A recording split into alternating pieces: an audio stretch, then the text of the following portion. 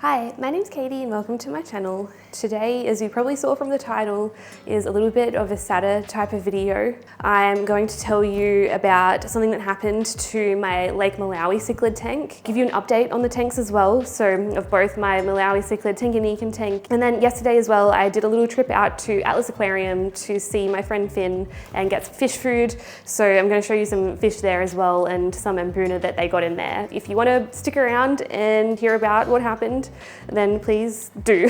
All right, this is Layla, my 2-year-old parrotlet. All right, let's get into it. Mwah. So really this video centers around my Malawi cichlid tank. The Tanganyika tank is completely fine. I haven't lost any fish out of that tank.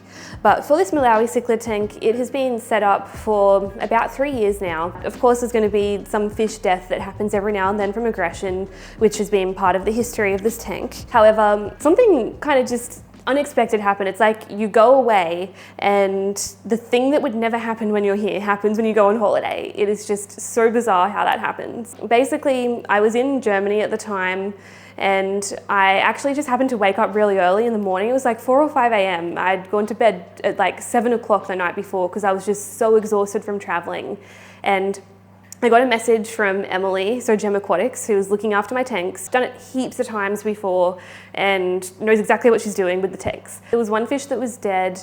I don't know if you would be familiar with the fish it was because it was an mbuna that I didn't really show. It was like a violet cichlid, I think the name is. That mbuna had passed away. My electric yellow one, which survived, wasn't looking too good. There was a peacock, a yellow peacock that was kind of bloated, and the blind fish that I've had, or the partially blind albino dragon blood peacock, that I got at an auction a couple years ago had been attacked kind of badly. Emily messaged me and said, "Can you call me?"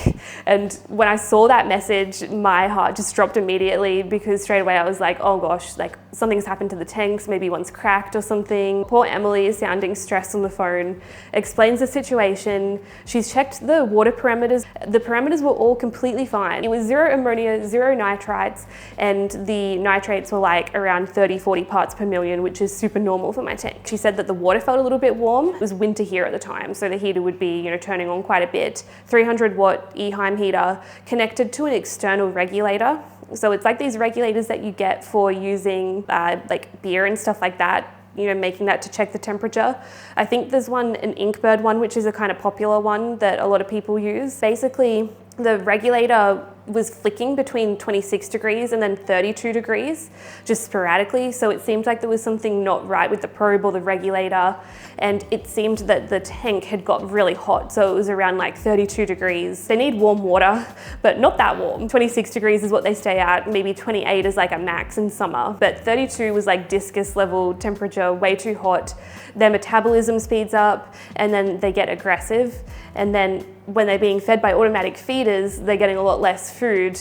And when they're hungry, they also get more aggressive. So it seemed like what had happened was that Bart, my I can never say this, Philborni cichlid or scraper mouth mbuna, my favorite one, that one gets kind of aggressive. It's kind of like the tank boss. And it seemed like Bart, we could see in a video, he was kind of picking on the other fish more than what was usual. If they get stressed, their immune system gets compromised really badly. And it looked that there had been increased stress because of the aggression and some of the fish just were not coping well. But I was actually relieved to find out that it wasn't anything to do with the parameters in terms of ammonia or anything, or like a filter breaking, because that could have been so much worse. I could have lost every single fish that I have in there. Basically what she did then was I had some heaters in my other tanks that I set up for the rack system in the garage. She could take out the heater, unplug it from that regulator and put these newer heaters in that I had. Finn even came by as well, so from Atlas Aquarium. Emily spoke to him about it to see what his thoughts were, and he dropped off some bigger heaters. He saw that the heaters from the smaller tanks were doing just fine at keeping the temperature where it needed to be, so just decided not to touch it. That is what happened to my fish. Just a little bit of an update. I'm aware that this is part of the hobby as well, that all we can do is our best and accidents are going to happen. Sometimes even it's on our part, like it can be human error, things that we do as well. I don't know, maybe someone can relate to this. Maybe you've lost fish over things like this. Honestly, I'm so blessed and so grateful to have so many amazing people in my life who actually care and who went out of their way to come here and to do everything they could to help this situation. So thank you, Finn and Emily, so much. Then the other thing that Emily actually did, which was really interesting, is she turned the lights off as well, just to help the fish relax a little bit since they had gone through a fair bit of stress. And by turning the lights off, it actually went quite good because they get a little bit of natural sunlight, they get some light from the Tanganyikan tank, and it just helped the Anubias actually grow a little bit under that, like having less light. You can see there's like some flowers and stuff in there now, and it kind of helped that blackbeard algae problem that I had cut down a bit. We're gonna cut to yesterday, and I'm gonna take you to Atlas because I had to get some food for these guys. I'll show you the fish that is in the freezer, and we can put her or him to rest as well. So let's do that. I'm just gonna put Layla away. Also, not to be all advertising my merch in a video about my dead fish, but I just wanted to mention actually, when I went away to America, I forgot to bring my merch, and so I didn't really get to wear it in any videos, but I do have merch available, these beautiful shirts. So if you would like to support the channel in any way, check out my website. I've got a bunch of different designs on there, different colors. I've got some V-neck ones too, and I'm gonna release some more styles with just the logo pretty soon too. So check it out if you wanna get some shirts and support the channel in some way too. And so Layla can fly as well. Her wings are not clipped. So she's been a little escape artist lately. I've been taking her out of this top one here because down here, she learned how to push this door open. So I've got literally a peg and an elastic there to stop her from doing that because she was pushing it open and flying upstairs to find me. The first time it happened, I had my headphones on and I was cleaning. I just saw this yellow thing out of the corner of my eye, and then she landed on me. It took me like a moment to register what had happened. This is our make-do little lock that we've got here at the moment.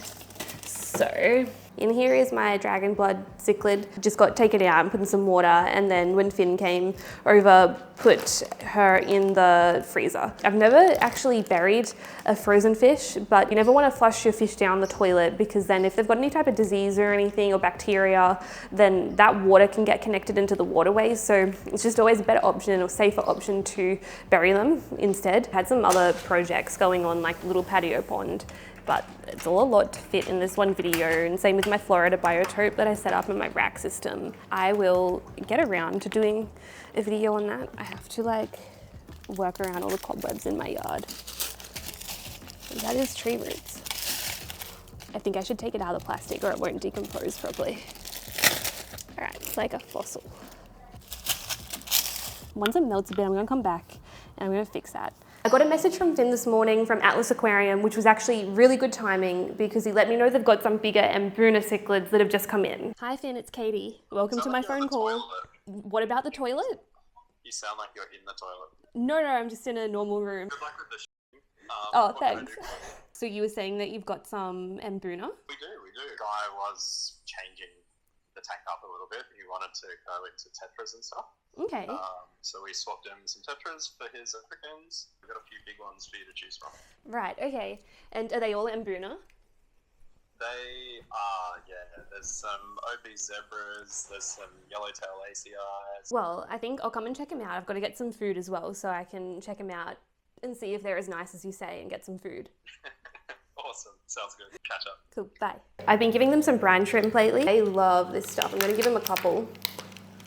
I just put it in and I just kind of melt it in, and they absolutely love it. They literally just let it melt in like that, and they love this. I would definitely recommend giving this over something like bloodworms any day because it doesn't have that exoskeleton on there. So basically I can't keep giving these guys brine shrimp, and these guys are going to need more algae-based food, even though they do eat a lot of algae off the rocks and the glass.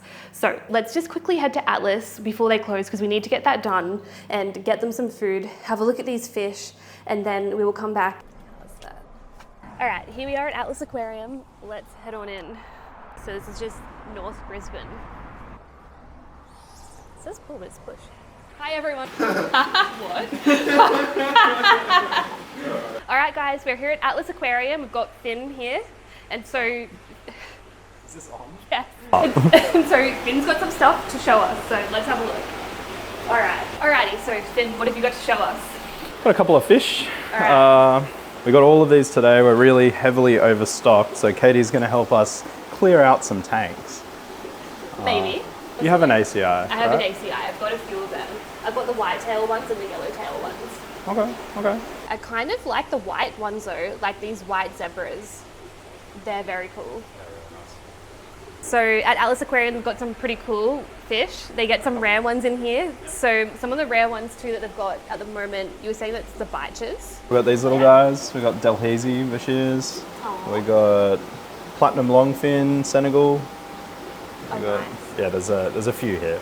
Some ornates. Yeah, probably a few other things. Sorry, it's end of the day on a Saturday. I'm a little bit tired. Katie's making me stay overtime. Yeah, looks like maybe their range is mostly Hikari. Why don't you try the Atlas Aquarium special? Oh, okay. Is it good? It is. We feed it to everything in the shop. Okay. It's a protein pellet. So it comes in a 2 mil, a 4 mil, or a 10 mil. You're probably looking at Well, the that would be good for 4 my mil. Malawi's, but for my Tropheus. do you Yeah, have- you probably need something more vegetarian, Like algae. more algae. Yeah, I think this one will do for now. Yeah. All right. The Atlas Special is the best food that money can buy. In this tank here, we've got some really nice fire eels. And what else is in here? Geos, there's lots of big clown loaches, there's some uaru, some marbled headstanders, some yo-yo loaches, there's some peacock bass. It's just sort of like the biggest tank that we have in the shop, so it gets all of the big stuff. Oh yeah, they're huge yo-yo loaches. Yeah, Like real big. yeah, big Very often see them yo-yos. get that big. And what's this white eel? That's a gold fire eel. Oh my gosh, they must be rare. It is, yeah, there's Yeah. not many of them around. It's actually a different species to the normal fire eel, but yeah, it's still a gold colour mutation. Oh, how cool. Clown loaches go kind of crazy for the mussels. And I literally just realized that I forgot to show you guys the shark as well, which is really cool. I think you will like seeing it. Have a look at this. What type of shark is it? A bamboo shark. Beautiful, he's so pretty. Will he stay that colour? They keep it until they're quite big. I think they do wash out a little bit as they get bigger. It's very cute. Kind of looks like the zebra sharks.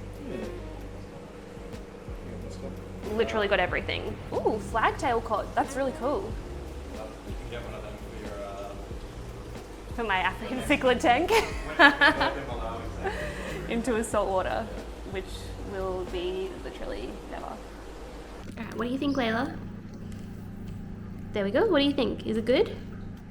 What do you think? Nope. Alright. I don't think Layla likes it. So as always, thank you so much for watching. If you're not subscribed yet, please make sure that you do. So many of you watch my videos, which is awesome, but you're not subscribed. It's completely free to do that, and it's a way that you can show your support for the channel. I am trying to get to 100,000 subscribers, and so every person counts, including you. So if you wouldn't mind subscribing, I would appreciate it so much. And the benefit for you is that you can support us in this goal, but then it helps to promote my channel, which means I can make more content like this. I can do more traveling. So if you want to see more of my videos, make sure you hit that subscribe button. Hopefully you found it helpful and insightful, just hearing about my experience with this, and it's given you a little bit of an update on the tanks. And I will see you in the next one. Bye.